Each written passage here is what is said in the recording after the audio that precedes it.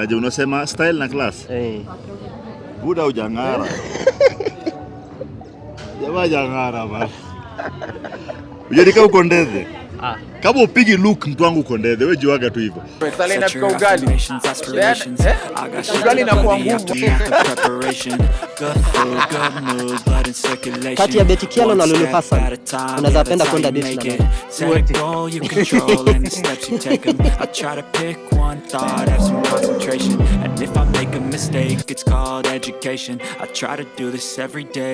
Hello guys, I go by the name Mr. Trippy, the only man who is the class and style in Africa, and welcome to Quickies with Mideyah. And with me today I have the one and only Mr. Big Ted. Niaje? Niaje unasema style na class? Buda ujangara. Jamaa jangara bana.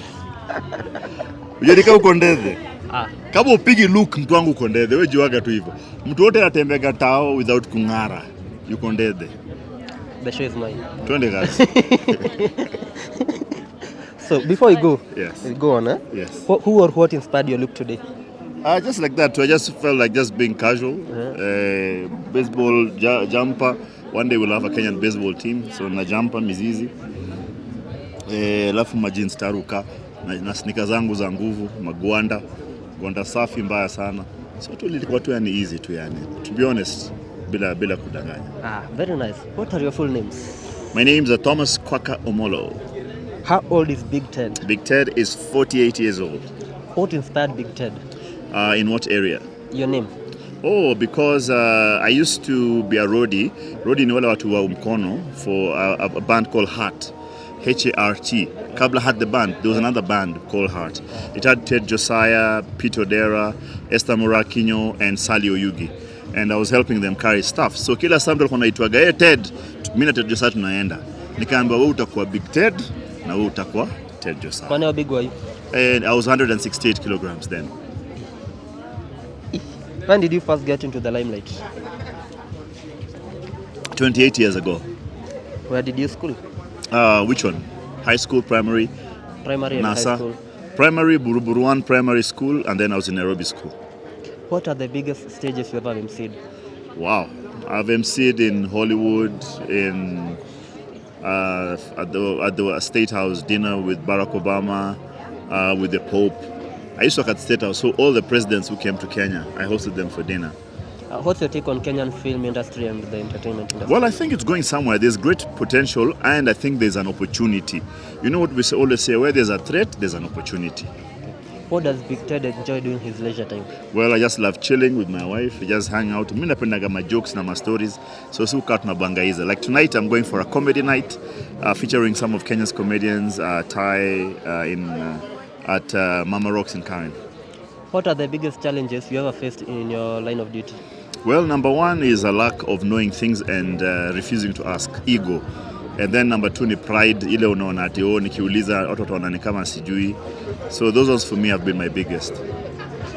What's the silliest advice you would ever give to the younger you? That's a tip. The only tip I can give whenever I go anywhere, the tip I give people who serve, like I tip you with advice. Yeah, like don't wash your whites with colored clothes. Your biggest regret? My biggest regret is not believing in myself sooner, or when I was younger, that I would actually do it. Yes. Best memory as a child? Best memory is siku ya chapo na ndengu. Ukitoka home, uona tu mboch, anaanza kuchagua ndengu, unajua leo ni chapo. If president for a day, what is that one thing that you will do? Number one, mimi nikiwa president hapa lazima nikuwe dictator. Wakenya wanataka kiboko. Because Kenyans want services but they don't want to follow rules. So number one, on day one, kama ushaiba kitu, lazima upangishwe laini, urudishe ama tunaichukua. Hiyo ni number one. Number two, hakuna kuvunja sheria. Everybody from on top mpaka chini mnafuata sheria vile iko. Because all of us want to be like other countries that are following the law, alafu we also don't want to follow the law. So you want to be as good as the other country but you don't want to follow what needs to be done. What's Big Ted's unpopular opinion? Well, that I believe that God has a plan for everybody, and regardless of where you are right now in your life or whatever you think it is, that's actually in God's plan, and God's plan is for you to make it, not for you to just suffer. What advice would you give to young and upcoming content creators? Well, just believe in yourself. Jitume. Hakuna njia ingine. Jitume. Buddha. There are many guys out there who are doing stuff. Sai hakuna cha excuse. Awe sema ati yo niligrow up Ushago, niligrow up ghetto. Tuko na watu kutoka Ushago, kaki na Salasi ya MP. Wamemake. Unaona kina Jalango walikuwa fisherman wamemake. Kuna watu wametoka ghetto kama sisi tumemake. So kuna kila mtu ametoka kila mahali tumemake. So you cannot say anymore that oh I'm from here I can't make it. There's somebody from your area who has made it. And there's somebody with whatever you have who is doing much more than what you're doing. Now, as we normally do it on this show, as we wrap it up, one word for your haters and one word for your fans. Well, I think I don't have haters. Do you know haters are fans who have not come out of the closet? Because there's nobody who follows you more than your hater. So he's a fan. Ni vile tu hajajua. So to everybody out there, man, listen. God has a plan for you and his plan is for good. And he says that as far as your eyes can see, so shall he give you. So, macho, tunafungua ka tumeenda. Thank you very much for your time and thank you very much for attacking me on my show. Thank you very much. Habari ndio hiyo mtu wangu. Au sio?